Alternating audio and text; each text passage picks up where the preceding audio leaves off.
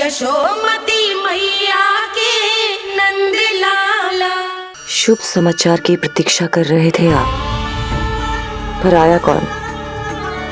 अपशगुन।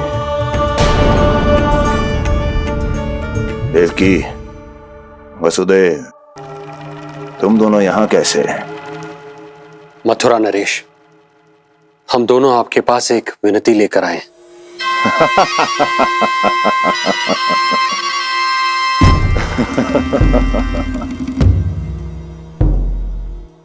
जानते हो वसुदेव, मुझे आश्चर्य इस बात का नहीं कि तुम मेरे पास विनती लेकर आए हो।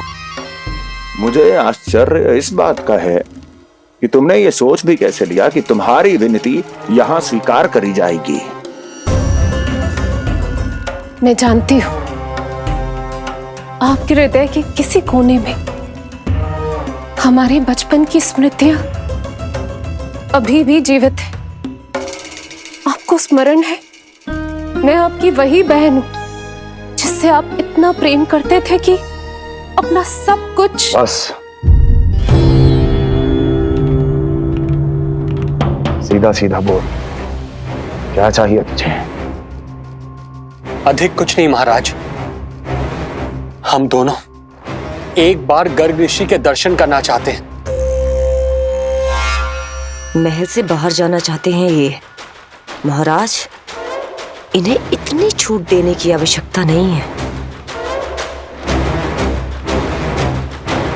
पर आपको यह सुनकर अच्छा नहीं लगेगा महाराज कि आपकी बहन और आपका बहनोई आपसे कुछ छुपा रहे हैं। मेरे दुखों का भार मेरे सहन शक्ति से अधिक हो गया था, इसलिए बहुत साहस बटोर कर आई हूं। अपनी छोटी बहन की इस छोटी सी विनती को अस्वीकार मत कीजिए भैया।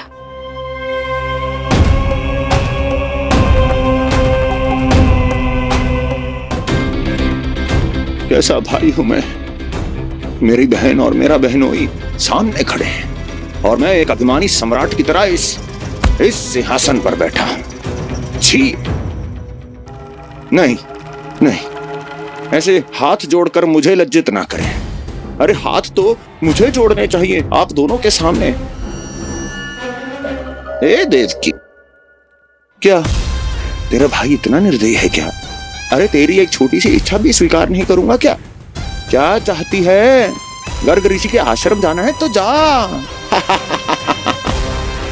कुंवर जी, आप तनिक भी चिंता मत कीजिए। कंस अपने परिवार की इच्छा पूरी नहीं करेगा तो किसकी करेगा? आप बस यात्रा की तैयारी कीजिए, आपकी यात्रा का प्रबंध शीघ्र ही हो जाएगा। धन्यवाद मथुरा नरेश। बहुत बहुत धन्यवाद भैया। ठहरिए।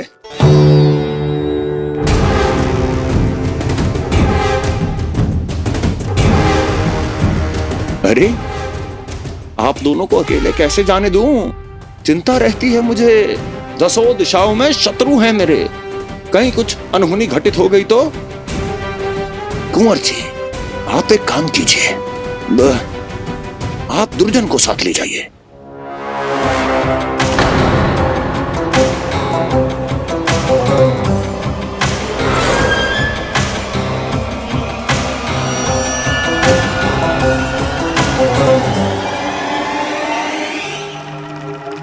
जो आ गया महाराज।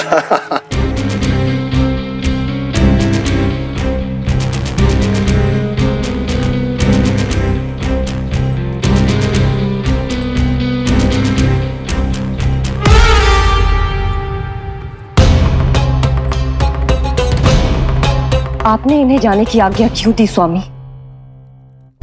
मेरा सुझाव क्यों नहीं माना आपने? हर समय तुम्हारा सुझाव मानना आवश्यक नहीं है प्रिय। जाल बिछा दिया है ये देखने के लिए कि ये दोनों मेरे विरुद्ध क्या षड्यंत्र रच रहे हैं।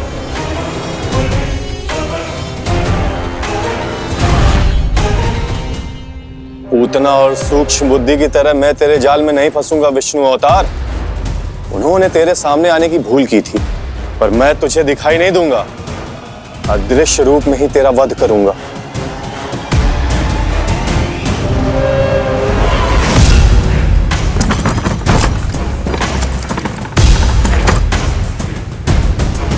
तेरी मां तुझे साधारण से धूप से बचाना चाहती थी, क्या दशा होगी उसकी जब मैं तुझे इस सकट के नीचे कुचल दूंगा।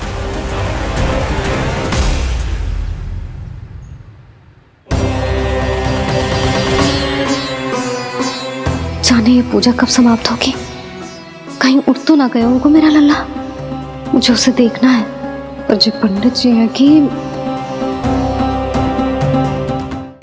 अब देख कैसे इस शकट के भार के नीचे दब जाता है तेरा कोमल तन। यशोदा, पूजा समाप्त होने वाली, आरती को समय हो रहा है। ये अल्लाह सुरक्षित है, चिंता ना करो। कितना नन्हा सा है तू, फिर भी तूने महाराज कंस की रातों की नींद, सुख चैन सब छीन लिया। अब मैं तुझसे तेरे प्राण छीनूंगा, तैयार हो जा।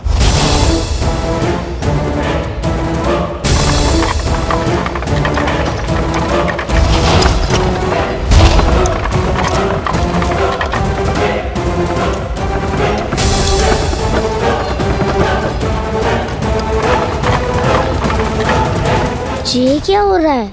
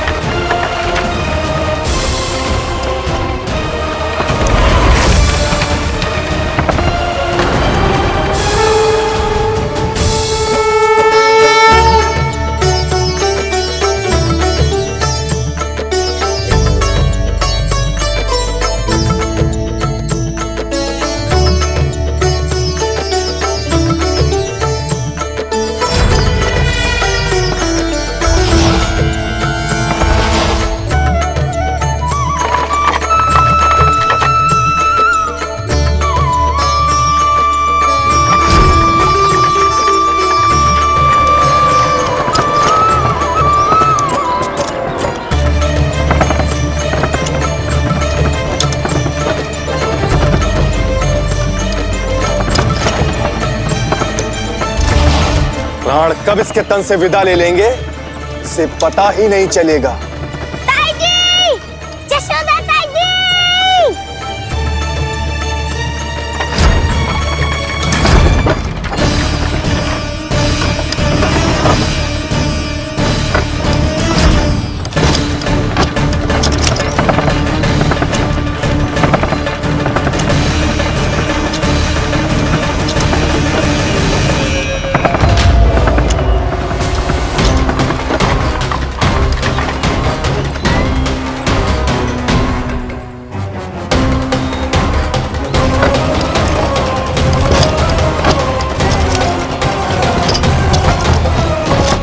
निद्रा देवी, समय हो गया है।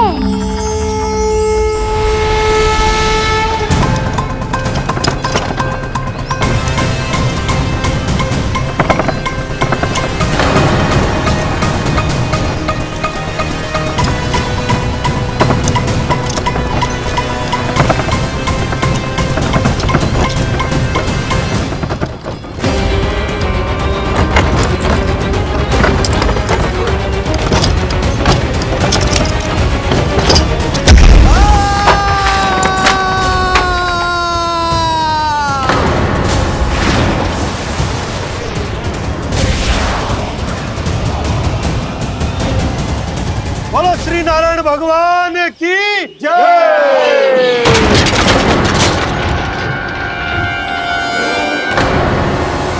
यशोदा ताई जी, जल्दी आओ।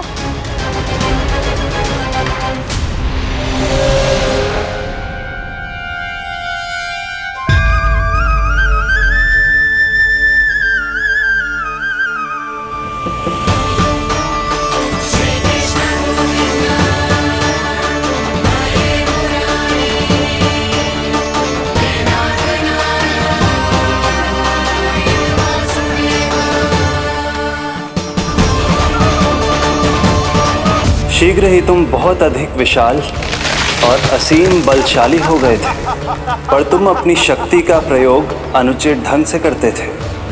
एक दिन तुमने महर्षि लोमस के आश्रम में बहुत ही उत्पात मचाया, हरे भरे वृक्षों को नष्ट कर दिया।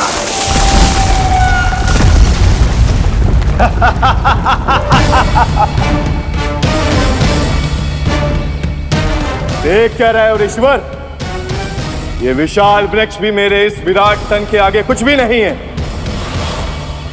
जिसे स्वयं अर्जित तक नहीं किया, उस तन पर इतना अभिमान, तो सुन ले, जिनसे तेरा तन बना है उन्हीं पंच तत्वों में इसी क्षण ये विलीन हो जाएगा। ये मेरा श्राप है तुझे, मेरा श्राप है तुझे।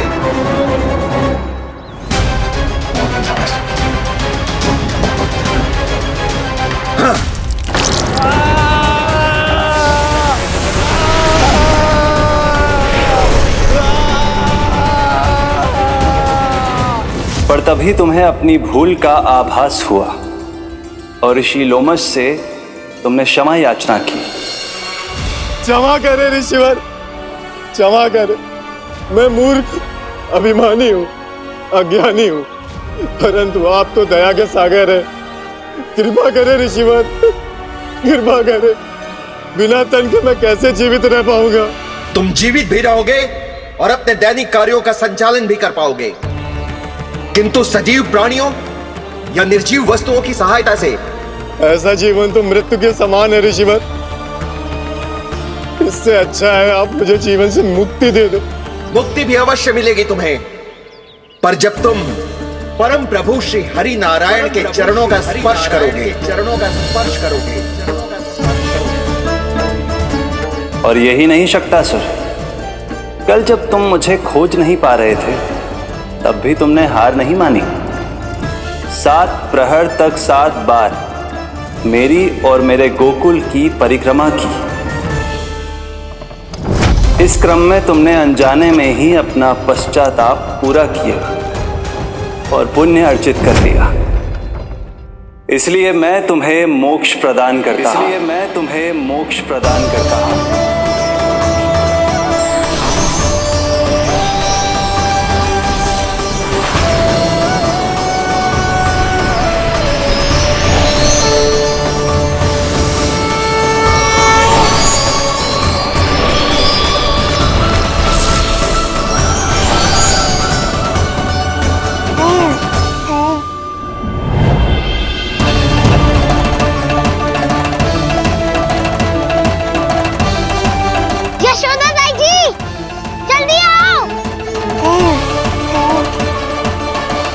नीलमणि, मेरा लल्ला। लल्ला, तुझे कुछ हुआ तो ना है ना? तुम ठीक तो है ना? मेरा नीलमणि, मेरा प्यारा बच्चा।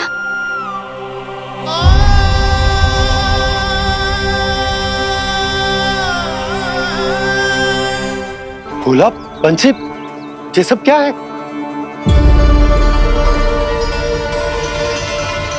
उज्जवल, ये किसने करो है? और देख, कहानी मत सुनाइयो। उज्जवल पुत्र, कैसे हुआ ये सब? किसने किया? और किसने? महाबली नीलमणि ने बड़ी ताई जी।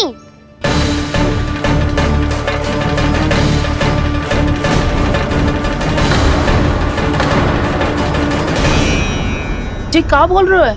सच्ची सच्ची बता। लो, फिर फंस गया उज्जवल। मैं सच्ची कह रहा हूँ। अचानक तीव्र वेग से वायु चली।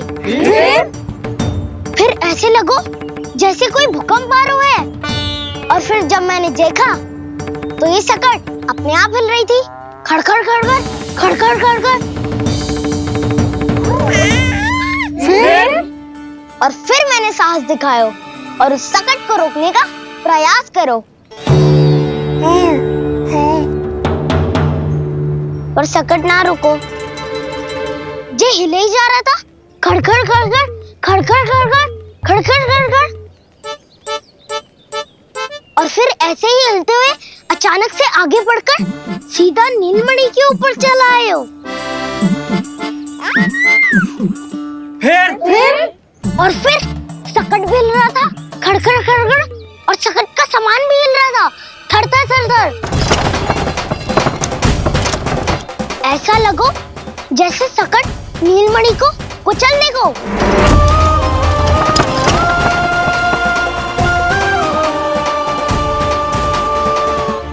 पर तभी जे जाग गए हो, इसने खींचकर अपने पांव का प्रहार करो और चीख गया सकट आकाश पे।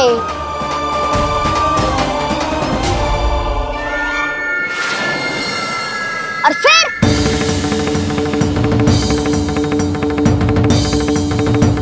धड़ाम, सब भूमि पे गिरकर चकनाचूर।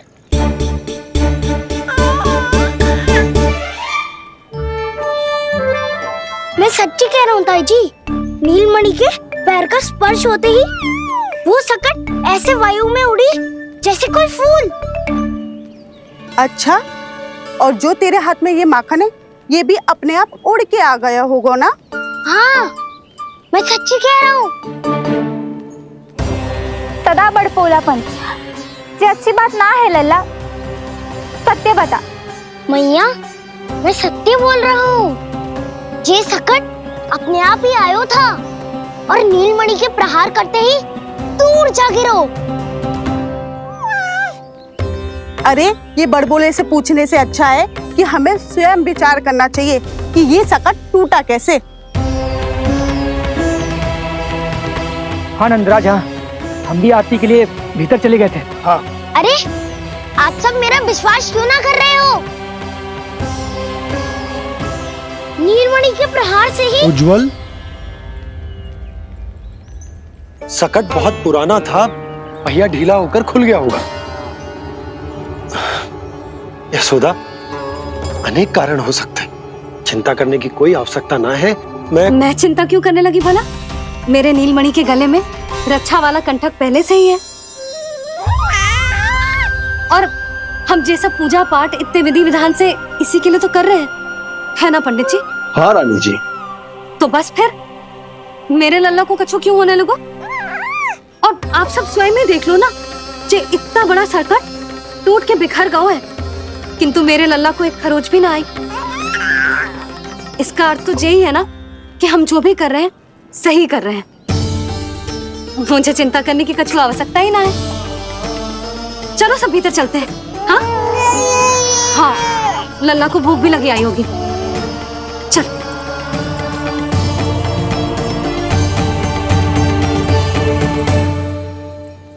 नंदराज जी, अब हमें भी आज्ञा दीजिए। प्रणाम पंडित जी। ध्यान कहाँ था तुम दोनों का? और अधिक सावधान रहने की आवश्यकता थी ना?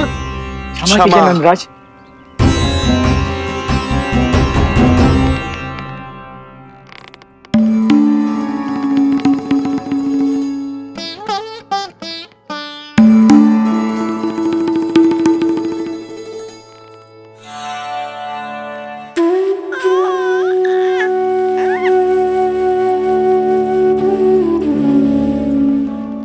यशोदा, क्या हुआ?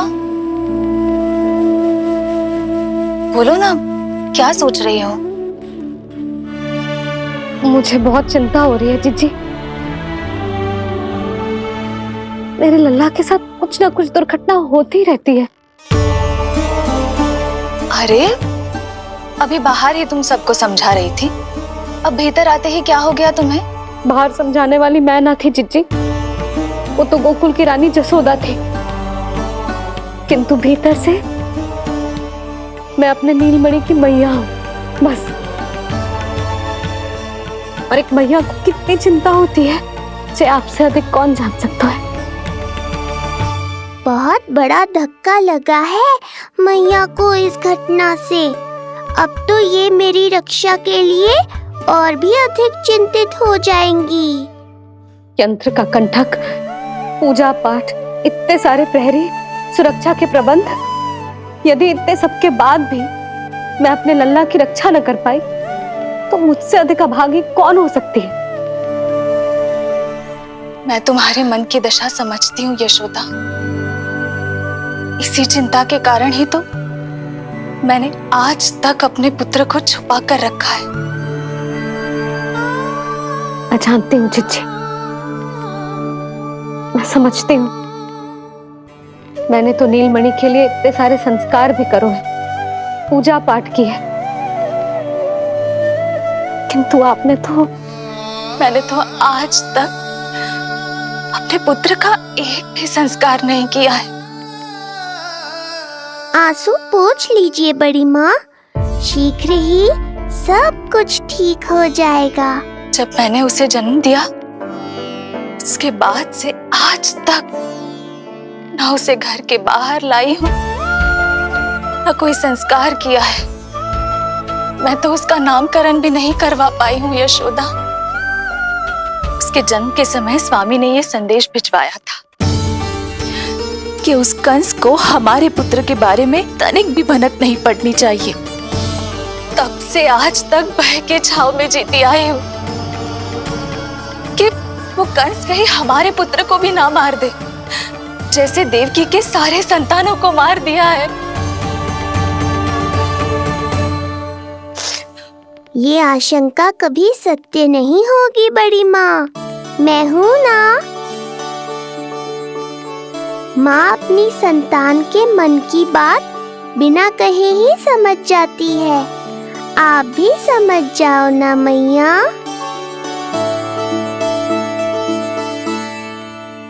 जिज्जी, हमें रोना ना चाहिए। हमें देख के लल्ला भी रो रहा है। मैया, आपकी सहायता की आवश्यकता है मुझे। मुझे ऐसे क्यों लग रहा है जैसे लल्ला मुझसे कुछ कहना चाह रहा है। दाऊ को हम सबसे दूर कब तक रखेंगे बड़ी माँ? ये सोच रहे होगो कि अब तक आपने इसके दाऊ को छुपा के क्यों रखो है। मैं उनसे मिलना चाहता हूँ मैया। जिज्जी, कितना मन करता होगा ना इसका अपने दाऊ से मिलने का। और आपके लल्ला का भी तो मन करता होगा ना कि अपने छोटे भाई को मिले। कितनी बातें करते हैं हम दोनों की इनके सामने। हाँ यशोदा, मैं भी अपने पुत्र को नीलमणि के बारे में सब कुछ बताती हूँ। तो बस फिर हमें साथ साथ रखिए ना। मेरा आधा हिस्सा है वो, उनके बिना मैं अधूरा हूँ मैया। ये दोनों भाई एक दूसरे के बिना अधूरे हैं जिज्जी। हमें इन दोनों को साथ ही रखना चाहिए। आप ही सोचो, यदि नीलमणि की रक्षा होगी तो आपका लल्ला भी तो सुरक्षित रहेगा। तुम सच कह रही हो यशोदा, हमें इन दोनों को मिलाना चाहिए और साथ में ही रखना चाहिए, सुरक्षित। तब तो शीघ्र ही पंडित जी को बुलाकर हमें शुभ मुहूर्त निकलवाना चाहिए। शुभ मुहूर्त? हाँ, शुभ मुहूर्त। दोनों भाइयों के मिलन के साथ साथ उनका नामकरण संस्कार भी करवा देते। अब अपने दाऊ से मिलूंगा मैं।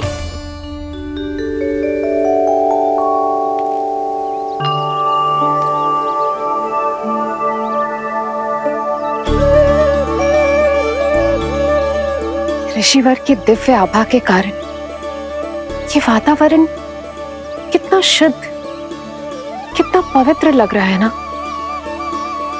हाँ देवकी, इनका तेज ही ऐसा है कि इनके निकट केवल पवित्रता ही वास कर पाती है। किसी भी प्रकार की दुष्टता इनके पास जाने से पहले ही नष्ट हो जाती है।